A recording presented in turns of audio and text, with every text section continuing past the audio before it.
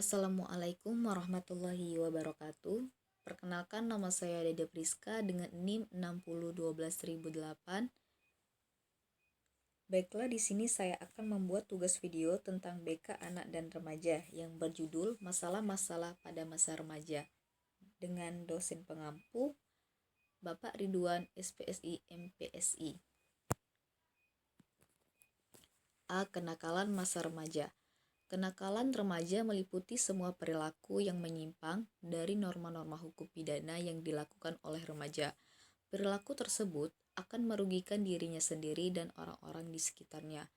Para ahli pendidikan sependapat bahwa remaja adalah mereka yang berusia 13-18 tahun.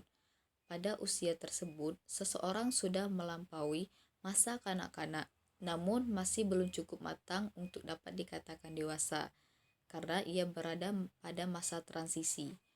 Masalah kenakalan remaja mulai mendapat perhatian masyarakat secara khusus sejak terbentuknya peradilan untuk anak-anak nakal pada tahun 1899 di Lyons, Amerika Serikat. Selanjutnya, penyebab terjadinya kenakalan remaja. Perilaku nakal remaja bisa disebabkan oleh faktor dari remaja itu sendiri maupun faktor dari luar. Pertama, faktor internal. Contohnya, 1. Kasih identitas.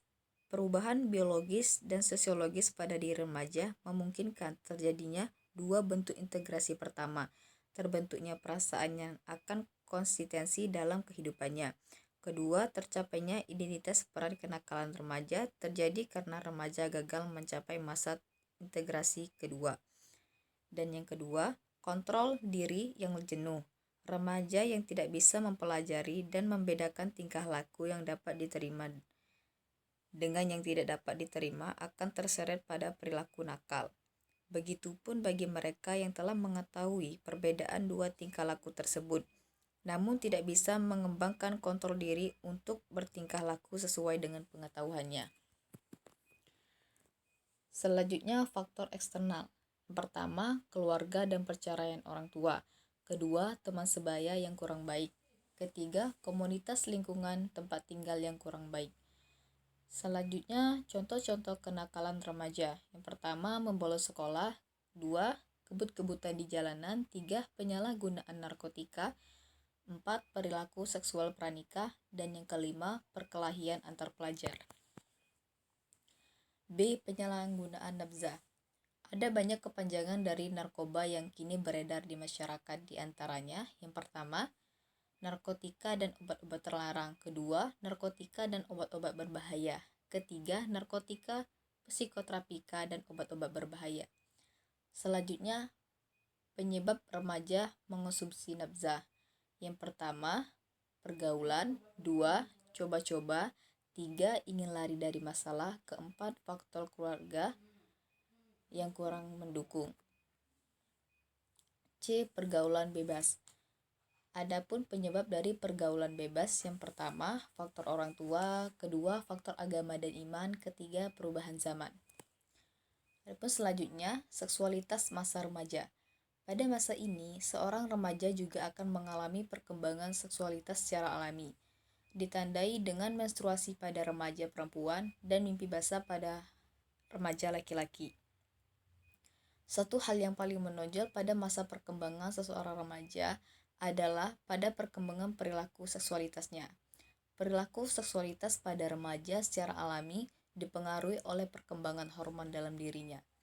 Pada masa ini, jika seorang remaja tidak mendapatkan pendidikan tentang perilaku seksualitas yang baik dari orang tua, guru, dan lingkungannya, maka bukan tidak mungkin jika seorang remaja akan melakukan hal-hal yang menyimpang sebagai tujuan pemenuhan hasrat seksualnya yang terus meningkat. Selanjutnya, perilaku seksual yang sering dialami para remaja. Pertama, berdandan untuk menunjukkan kelebihan fisiknya. 2. Berpacaran dan mulai melakukan sentuhan fisik. 3. Mempelajari hubungan seksual dengan lawan jenis. Keempat, menstruasi dan onani. Depresi dan bunuh diri. 1. Depresi. Tingkat remaja mengalami stres berkisar dari 15 hingga 20% pada tahun 2009. Pada sekitar usia 15 tahun, tingkat depresi remaja perempuan 2 kali lebih besar dibandingkan remaja laki-laki. Hal ini disebabkan karena perempuan cenderung lebih memikirkan suasana hati depresi yang dialami dan selalu membesar-besarkannya. Ada beberapa faktor yang menyebabkan depresi.